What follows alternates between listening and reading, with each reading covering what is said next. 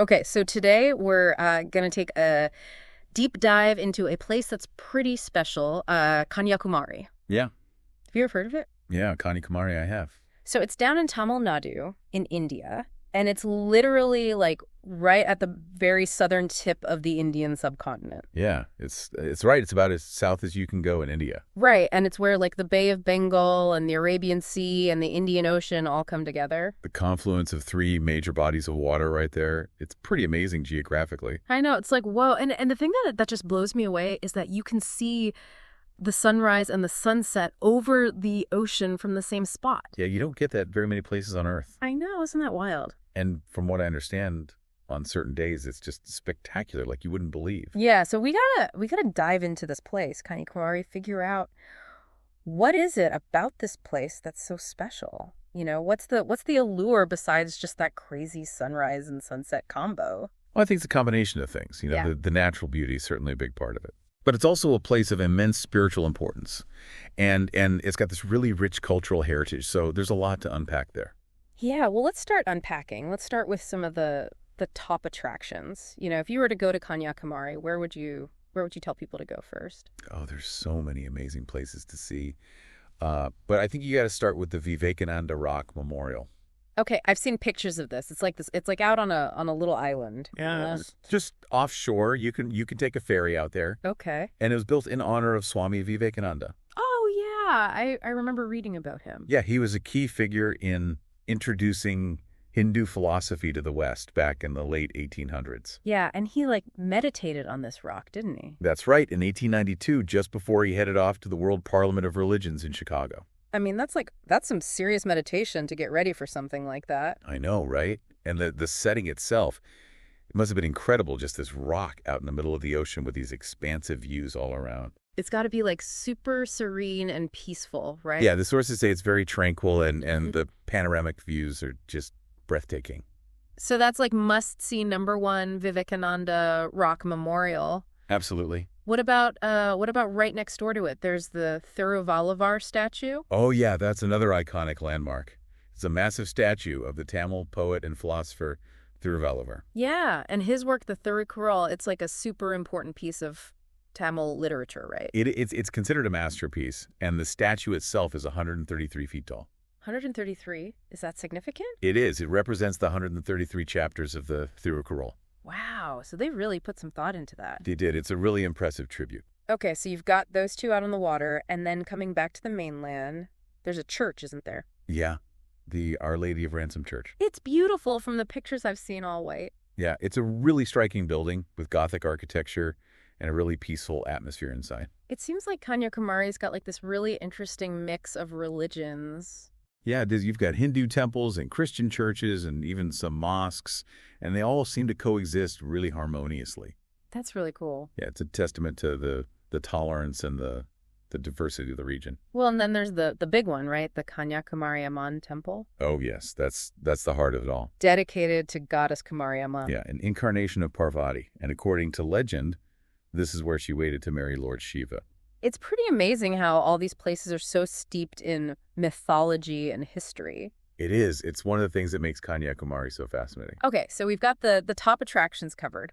But what about the natural wonders? What else is there to see in Kanyakumari? Oh, well, we've talked about the sunrise and sunset point, but there's also a really interesting phenomenon that happens on Chaitra Purnami. Chaitra Purnami, what's that? It's the full moon in April or May, and you can actually see the sunset and the moonrise happening at the same time. Oh, wow. Over the ocean. Yeah, it's supposed to be incredible. I bet. It's perfect alignment of the sun and the moon. Okay, that's going on the list. Then there's this place called Vadakatai Fort. Oh, yeah, that's a nice spot. It's a small seaside fort a little bit away from the main town. Okay. And it's got these great views of the ocean, and it's really peaceful. So it's like a good place to go to get away from the crowds. Yeah, it's a good spot to relax and take in the scenery. Nice. And then there's one more that I wanted to ask you about, the Suchandram Temple. Oh, yeah, that one's interesting. It's known for its architecture and for its 18-foot-tall statue of Hanuman. Wow, that's huge. It is. But what's really unique about this temple is that its main deity, Thanumalan, is said to represent the Hindu trinity, Brahma, Vishnu, and Shiva. Oh, wow, all in one. Yeah, it's a fascinating concept. It is. Okay, so we've covered some of the the big attractions, the Yeah. natural wonders. But what about the culture of this place? Like, what's it like to actually be in Kanyakumari? Well, the dominant culture is Tamil, but because it's so close to Kerala, there's definitely a Malayali influence as well. So like a blend of the two. Exactly. And you see that in the language, in the customs, and the food. Oh, yeah. The food. We've got to talk about the food because South Indian food is like my favorite. Oh, well, you're in for a treat in Kanyakumari. Okay, tell me everything. Well, it's a mix of Tamil and Kerala cuisine. So you've got things like fish curry meals, which are a staple. Okay. And then there's a cam with stew, Yeah. which is a Kerala specialty. Yeah, with the coconut milk and the spices. Yeah, it's delicious. And of course, you can't forget the banana chips and the coconut chutney. Filter coffee. Oh, yes. Filter coffee is essential. It's the best. And, Yeah. and you know, I always find that, like, the best food is often found in the most unassuming places. I agree. Sometimes those little hole-in-the-wall places have the most authentic and flavorful food. Exactly. So I'm thinking, like, street food markets, local eateries. That's where it's at. Definitely. Now I'm getting hungry. Okay, let's switch gears for a second and talk about the history of this place because, you know, we've talked about the mythology and the religion, but what about the actual history of Kanyakumari? Well, it's got a long and fascinating history. Mm. It was known as Cape Comorin during colonial times. Yeah, I've seen that on old maps. Yeah, and it's been mentioned in ancient Tamil literature and even by Greek and Roman travelers, so we know it's been an important place for centuries. Wow, so it's been on the map for a long time, and it was part of some pretty powerful kingdoms, right? Yeah, he was ruled by the Pandyas, the Cholas, the Cheras, and the Travancore kingdom at various points in its history. So it's seen a lot of change over the years. It has. And more recently, it was visited by Mahatma Gandhi. Oh, really? Yeah, some of his ashes were immersed there, and they built the Gandhi Memorial Mandapam in his honor. It's interesting how all these different threads of history and religion and culture all seem to come together in Kanyakumari. It's a really unique place in that sense. Okay, so we've talked about the history, the culture, the food, the attractions, but there's one more thing I want to touch on, the legends and mythology, because it seems like Kanyakumari is just full of these amazing stories. It is. And the story of goddess Kanyakumari herself is central to the whole place. Right, the virgin goddess who waited for Shiva. Yeah, and her story embodies these ideals of strength and devotion and purity, and it's really woven into the fabric of the place. And there's this belief that the temple deity like has this power that protects the land. Yeah, that she's a guardian figure watching over the region. And what about the Three Seas meeting? Like, is there any mythology around that? Oh, yeah. There's a local belief that you can actually see the different colors of the water where the three seas meet. Really? Yeah, they say the Arabian Sea is greenish, the Bay of Bengal is bluish, and the Indian Ocean is like a deep indigo. Wow. And is that true? Well, the scientific explanation might be a bit more complicated, but it's a cool story nonetheless. It is. It adds to the mystique. Okay, Yeah. so we've covered a lot of ground here, but what about festivals? Like, are there any big festivals that happen in Kanyakumari? Oh, yeah, there's several big ones. Yeah. Chitra Purnami is a big one. That's when you can see that simultaneous sunset and moonrise. Oh, yeah, we talked about that. Then there's Navaratri, which is a 9-night festival dedicated to the divine feminine. So that's celebrated in a big way at the Aman temple, I'm guessing. Oh, yeah, huge celebrations. Yeah. And then there's Vivekananda Jayanti, which celebrates the birth anniversary of Swami Vivekananda. I bet they have some big events at the Rock Memorial for that. Yeah, lots of processions and talks and things like that. Yeah. And then there's the Holy Annual Feast at Our Lady of Ransom Church, which is a big gathering for the Christian community. So there's something for everyone. Yeah, there's always something going on in Kanyakumari. Okay, now you mentioned that there are some hidden gems, some offbeat places that people might miss if they're just sticking to the main tourist trail. What are some of those? Well, there's the Sunset Tower, which is a quieter alternative to the main sunset point. Okay, so if you don't want to deal with the crowds. Exactly. Oh, And then there's Mudham Beach, which is about 30 kilometers outside of town. okay. It's really beautiful with rocky cliffs and golden sand, and it's much more peaceful than the main beach. So it's like a good place to go to relax and maybe do some photography. Yeah, it's perfect for that. And then if you're interested in history, there are the Chittorol Jain monuments. What are those? They're ancient Jain rock-cut temples and cave shrines. Wow, so they're like carved into the rock. Yeah, they're over 1,000 years old, and they're a fascinating glimpse into the Jain influence in the region. That's cool. And for something a little more modern, there's the Baywatch Water Park and Wax Museum. Yeah, if you're looking for something fun and family-friendly. It's good to have options. And of course, no trip is complete without a little shopping. Oh yeah, Kanyakumari has some great local markets. What kind of stuff can you find there? Well, you can find all sorts of things made from seashells and conch. Yeah. There's beautiful colored sand art and lots of handicrafts. And you can even find Ayurvedic oils and things like that. Cool. So it's a good place to pick up some souvenirs. Definitely. Okay, before we wrap up, let's just go over some practical travel tips for anyone who's thinking about visiting Kanyakumari. Okay, sounds good. First of all, when's the best time to go? Well, the best time to visit is between October and March, when the weather is cooler. Good to know.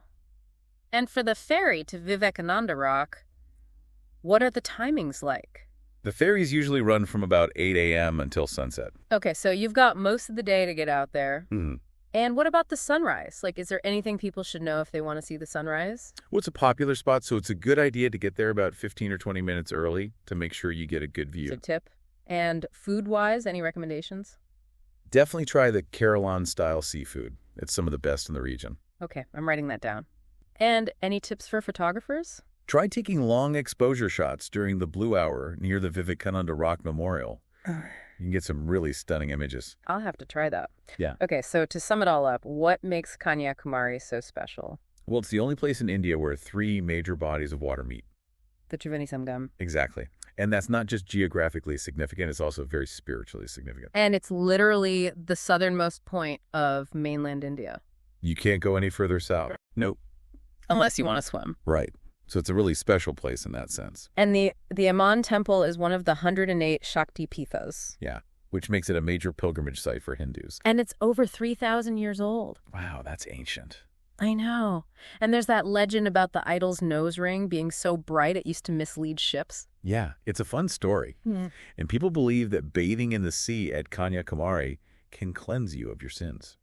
So it's like a spiritual cleansing. Yeah, it's a powerful place. And we talked about this earlier, but the multi-faith harmony in Kanyakumari is pretty incredible. It is. You got all these different religions coexisting peacefully. It's a good example for the rest of the world. I agree. What about the people who live there? What are they like? Well, they're a mix of Tamil and Malayali heritage, and they're known for being very friendly and welcoming. And most of them work in fishing, agriculture, handicrafts, or tourism? Yeah, those are the main industries, and they're very proud of their culture and their heritage. That's great to hear. And we talked about how to get there, but just to recap, there are good train connections. Yeah, and NH44, the longest highway in India, starts in Kanyakumari. Oh, that's right. And the nearest airport is in Trivandrum. Yeah, about 90 kilometers away. Okay. And for anyone who has a little extra time, there are some great nature escapes nearby. Yeah, like the Padmanabhapuram Palace and the Mathur Aqueduct. And Thirkarapu waterfalls. Yeah, those are all worth checking out.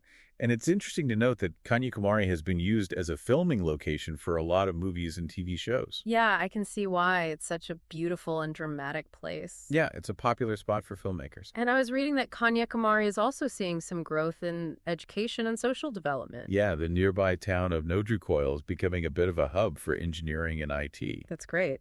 And there are a lot of NGOs and religious institutions doing good work in the area. Yeah, helping to improve the lives of the local people. Okay, last but not least, are there any other tips or things that you think visitors should know about Kanyakumari? Right. Well, if you want a really authentic experience, try visiting the local fish markets early in the morning. Oh, yeah, that'd be cool. Yeah, you can see the auctions and all the activity. And the evening prayer at Our Lady of Ransom Church is supposed to be really beautiful. Okay, and the old lighthouse is worth a visit for the views? Yeah, especially during the monsoon season. Okay, so we've covered pretty much everything. Is there anything else we missed? I think we've hit all the major points. Okay, great. Well, I think that about wraps up our deep dive into Kanyakumari. Yeah, it's been a fascinating journey. It has. So to all our listeners out there, if you're looking for a place that's got it all, natural beauty, spiritual significance, rich culture, delicious food, Kanyakumari is the place for you. I couldn't agree more. It's a truly special place. And one last thought for you to ponder. You know, we've talked about how Kanyakumari is a meeting point of 3 oceans. Yeah. But it's also so much more than that. It's a meeting point of different cultures, religions, histories. It's a true melting pot. So think about that. What does it mean for us when all these different things come together in one place? It's a powerful question. It is. Thanks for joining us. Thanks for having me. And we'll see you next time on The Deep Dive. Okay.